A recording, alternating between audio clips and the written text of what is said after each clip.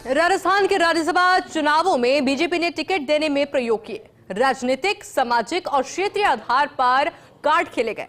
राज्यसभा के टिकट में बीजेपी ने ओबीसी और मूल ओबीसी वर्ग को विशेष तौर पर साधा है। जाट वर्ग शेष था, उसे भी अब सतीश पूनिया के जरिए साधा जा रहा है। देश भर में गुर्जर वर्ग से भी अलका सिंह गुर्जर को भेजा जा रहा है। एक रिपोर्ट देखिए। राजस्थान में 1993 से अब तक 30 साल के चुनाव में एक बार कांग्रेस और एक बार बीजेपी की सरकार बनती आई। इस लिहाज से बीजेपी का नेतृत्व मारक अंदाज में काम कर रहा है। यही कारण है कि ओबीसी और मूल ओबीसी के बीच बीजेपी ने राजनीतिक संदेश देना शुरू कर दिया। राजस्थान में अन्य पिछड़ा वर्ग या ओबीसी की जनसंख्या का अनुपात विभिन्न स्रोतों के आधार पर अलग अलग माना जाता है। मंडल आयोग 1980 के अनुसार भारत में ओबीसी की जनसंख्या 52% अनुमानित है। इसे राजस्थान के लिए भी एक मानक माना जाता है। राष्ट्रीय नमूना सर्वेक्षण संगठन 2004-05 के अनुसार राष्ट्रीय स्तर पर ओबीसी को 40.94% अनुमानित किया गया। वर्ष 1999-2000 में ये अनुमान 5.14% की बढ़ोतरी के साथ 35.8% था। राजस्थान में भी लगभग यही अनुपात होने की संभावना है, हालांकि स्पष्ट आंकड़े नहीं है। UDISE प्लस डेटा 2019-20 के अनुसार राजस्थान में प्राथमिक स्कूल के 48% छात्र ओबीसी थे, जो जनसंख्या में समान अनुपात का संकेत देता है।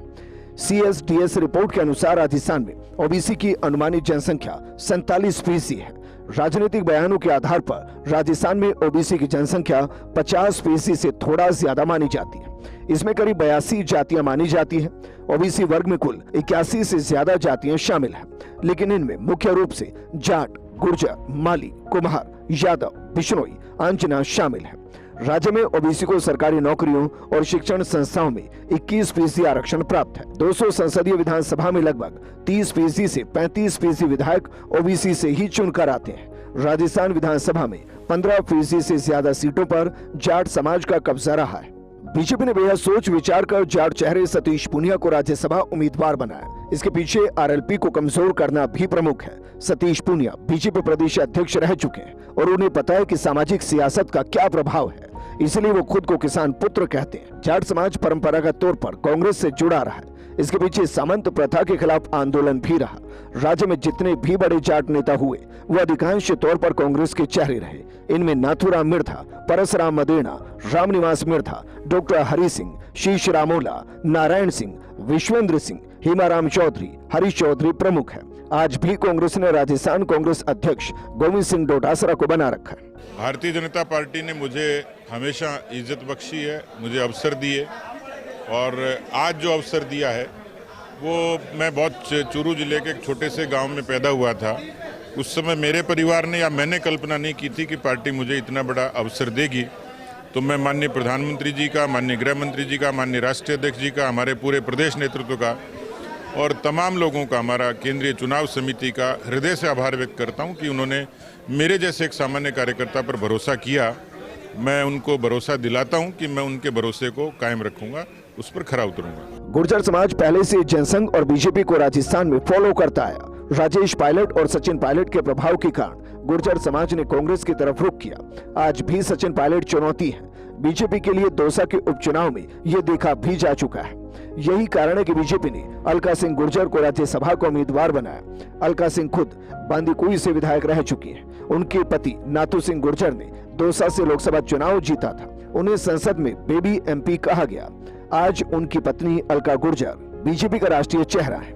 निश्चित रूप से इस तरह का दायित्व देकर समाज में जो मैसेज की आप बात कर रहे हैं, समाज को साथ लेकर और सर्व समाज को साथ लेकर निरंतर विकसित भारत और विकसित राजस्थान के संकल्प के साथ मैं काम करती रहूंगी। ये विश्वास मैं नेतृत्व को और अपने सारे समाज को देना चाहती हूँ। राजस्थान से राज्यसभा सांसद और जातीय संदेश की बात करें तो सतीश पूनिया को उम्मीदवार बनाने का मकसद जाट छत्रप के तौर पर स्थापित करना है, साथ ही बेनीवाल फैक्टर को बैलेंस करना है। राजस्थान में संख्या बल के लिहाज से सबसे बड़े वर्ग के तौर पर जाट है। जाट समाज का करीब 70 सीटों पर व्यापक प्रभाव रहा।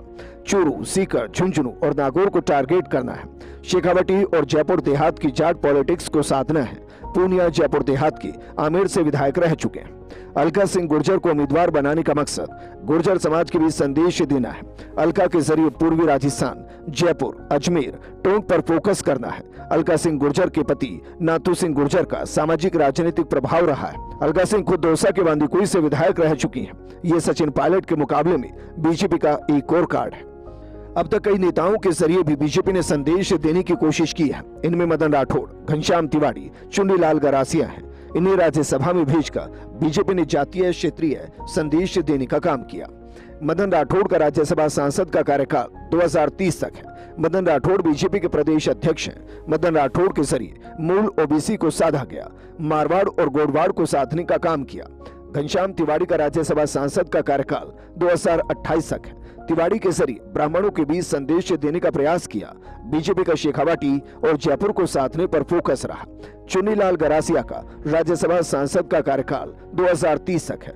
चुन्नीलाल के जरिए आदिवासी वोट बैंक को साधने का टारगेट रखा गया, खास तौर से बांसवाड़ा, डूंगरपुर, उदयपुर ग्रामीण और प्रतापगढ़ में। सियासत में संदेश देने का अपना महत्व है। बीजेपी ने राज्यसभा में ओबीसी कार्ड चलकर एक बड़ा संदेश देने का काम किया। इसके पीछे आगामी पंचायत और निकाय चुनाव का मकसद भी है। राजस्थान को सीएम अजयलाल शर्मा के प्रयासों से राज्यसभा में 2 सीटें मिली। आम तौर पर राजनीतिक दल और उनके नेता यही कहते हुए नजर आते हैं कि हम जाति में विश्वास नहीं रखते, लेकिन जब टिकट वितरण होता है तो जाति अपने आप में महत्वपूर्ण भूमिका निभाती है। राज्यसभा में बीजेपी ने पूरी तरह ओबीसी कार्ड चला। इससे पहले भी भारतीय जनता पार्टी ओबीसी चेहरे के तौर पर मदन राठौड़ को राज्यसभा भेज चुकी है।